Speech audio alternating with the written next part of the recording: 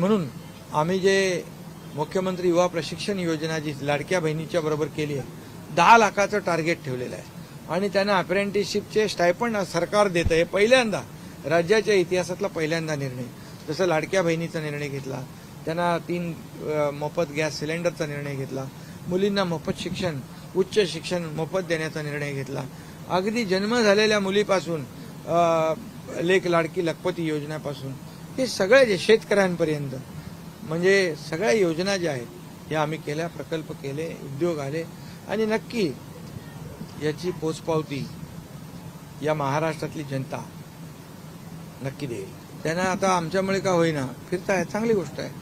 आणि म्हणून मी आज काय कोणावर टीका टिप्पणी करणार नाही, पण मी एवढंच सांगतो जे 2 वर्षामध्ये एवढ्या कमी वेळेत जे काम आम्ही केलंय, महायुतीने केलंय, अगदी देवेंद्रजी आणि मी सुरुवातीला दोघंच होतो तेव्हापासून तुम्ही जर आमचे कॅबिनेटचे डिसिजन बघितले तर सगळे निर्णय राज्यातल्या आर्थिक क्षेत्रात दर्शन तर फायनान्सनं ते अडकावलेले आहेत आणि सोशल निगेटिव्ह रिमार्क असं काही नाही. जे निर्णय घेतलेत सरकार म्हणून आम्ही घेतलेत या विरोधी पक्षाचे अफवा आहेत. विरोधी पक्षांनी तर लाडक्या बहिणीला पण विरोध केला, कोर्टातही गेले आणि त्यांची जी काही लाडक्या बहिणींनी दखल घेतलेली आहे.